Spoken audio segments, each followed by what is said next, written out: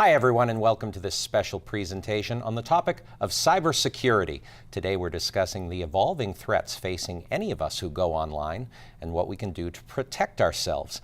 I'm Bill McColgan, and joining me for this roundtable discussion first is Devi Momot, President and CEO of Twin State Technologies, which specializes in communications strategy and infrastructure, as well as information technology and cybersecurity. To my left, Edward Golden, Director of Information Security Services, and Alex Inslee, Twin State's Unified Defense Strategies Manager. And Devi, let's start with you. We talk about evolving threats. What does that mean? How have the threats changed in the past 5 years? Well, the threats of today are much, much different than they were 5 years ago, even a year ago.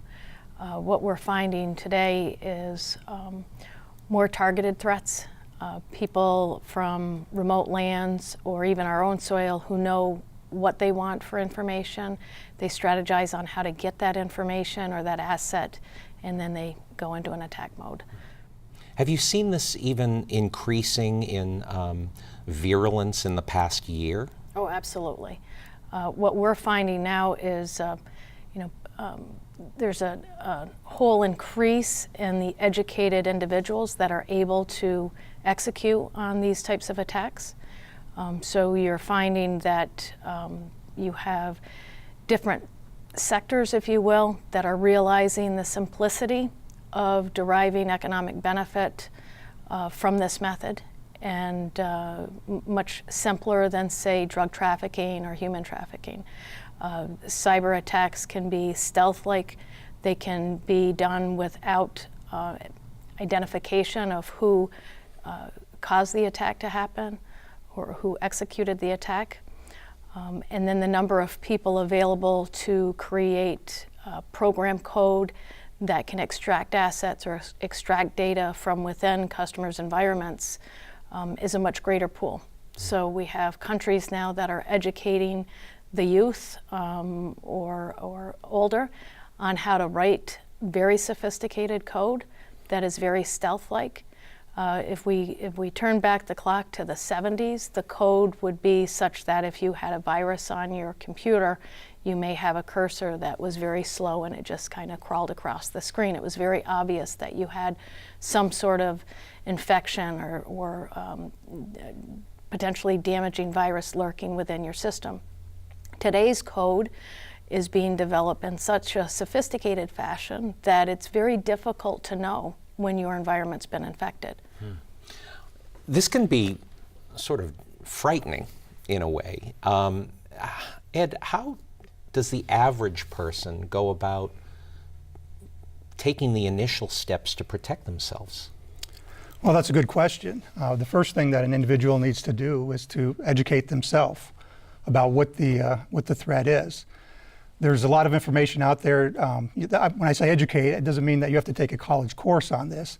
There's a lot of information on the internet that helps self-educate people. There's the Department of Homeland Security, for example, has a great website that just says, what do I do in the event of a cyber attack? It's very specific in laying out, what can be done. Any website that's out there, Twin State has a great blog, for example, that puts out information on a weekly basis that keeps us up to date on the threat. Another thing that people need to do is they need to really pay attention to the devices that they have and know what is susceptible to cyber attack. In days past, it was your computer. Everybody knew that.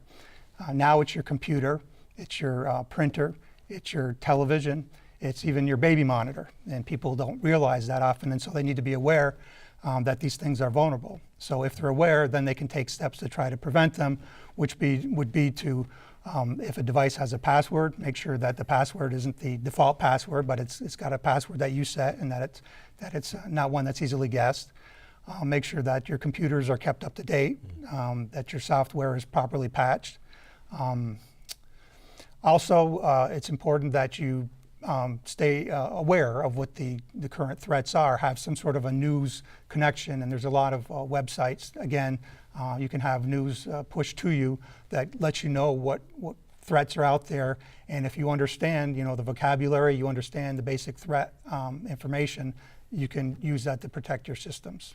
Yeah, I remember it used to be said that, and I had Mac enthusiasts who would tell me, "Oh, you have to switch from a PC to a Mac because a Mac isn't vulnerable to all these kinds of threats." I take it that really isn't the case anymore. Not anymore. No, it's. I don't have the exact statistics, but the numbers for Mac have increased dramatically simply because the threat realized that, and the threat OS adapts.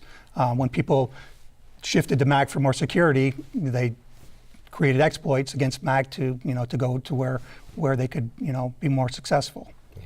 So I would take it then, and I'll direct this to Alex, that that downloading the latest free version of antivirus software really isn't going to protect you the way that maybe you hoped it would. Well, it's better than nothing, and depending on where you get it from, some solutions are much better than others.